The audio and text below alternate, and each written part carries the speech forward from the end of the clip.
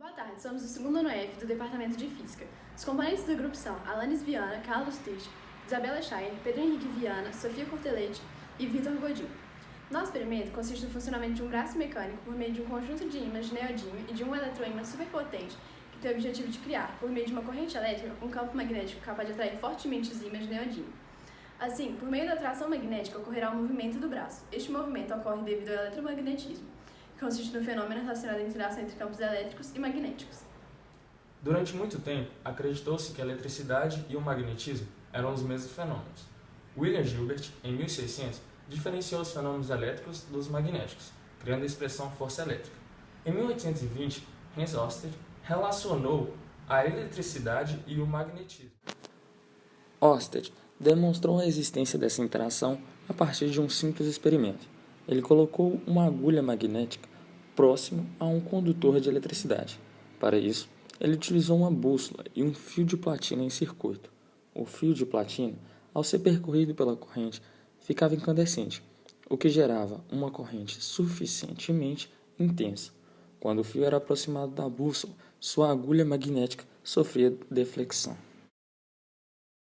O primeiro eletroímã foi descoberto em 1822 por Joseph Louis e Dominique Arago, quando verificaram que uma barra de ferro fica magnetizada se enrolada a um fio que esteja conduzindo corrente elétrica. Em 1831, Michael Faraday utilizou um núcleo de ferro e duas bobinas para mostrar que a variação do fluxo magnético também gera corrente elétrica. Faraday percebeu que, nos momentos em que conectava ou desconectava a bobina A na fonte, passava uma corrente elétrica na bobina B, mas essa corrente aparecia somente nesses instantes. A partir dessa experiência, ele concluiu que essa corrente elétrica ocorria em virtude da variação do campo magnético, que aparecia quando a bobina A era ligada e desaparecia quando essa mesma bobina era desligada. Esse fenômeno ficou conhecido como indução magnética ou lei de Faraday. James Maxwell foi o primeiro a prever a existência de ondas eletromagnéticas. Porém, a comprovação dessa existência se deu 30 anos depois por Heinrich Hertz. Maxwell demonstrou usando a analogia das oscilações dos campos elétricos e magnéticos com as oscilações de um fluido. Essas oscilações poderiam se propagar iguais ondas mecânicas. Maxwell imaginou que essas ondas se propagariam em um meio, que chamou de éter, meio invisível que envolve todos os corpos. Usando a propriedade do campo elétrico e do campo magnético conhecido na época, Maxwell calculou a velocidade de propagação dessa onda, obtendo 3 vezes 10 a 8 metros por segundo. Reconheceu que esse seria o valor da velocidade da luz.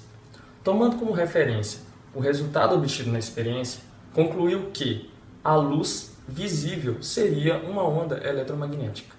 Para a construção do nosso experimento, nós utilizamos 6 tábuas de madeira balsa, 1,5 mm por 7,5 cm por 1 metro, arame, equipamento em metal de solda, barbante, cola quente, uma bateria de 12 volts, 10 superímãs de neodímio, rodo de tirar pelo de roupa, fio de cobre encapado, fio de cobre esmaltado, uma fita isolante, fita durex, pregos e um transformador velho.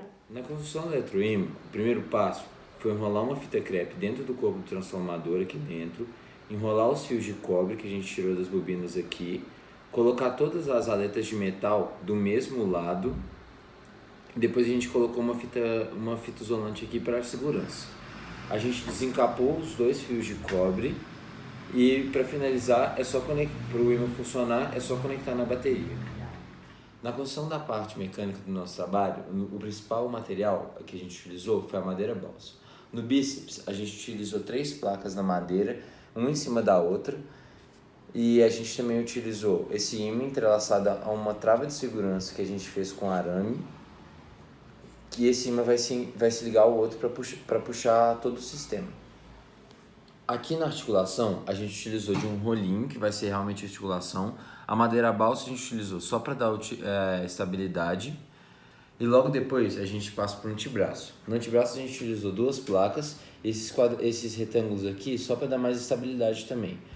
A gente fez essa estrutura aqui para se conectar à trava, para ela conseguir puxar.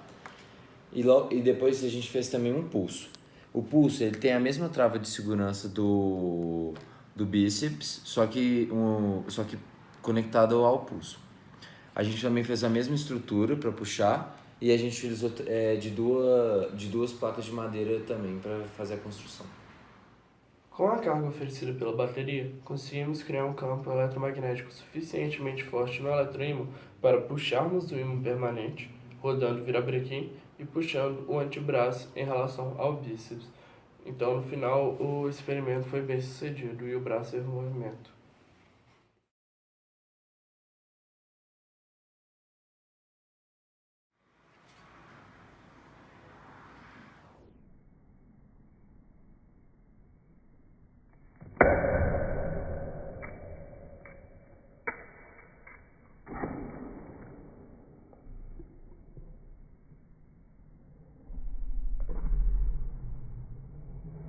Antigamente, para se ligar a um carro, você teria que rodar uma manivela, atividade extremamente desconfortável.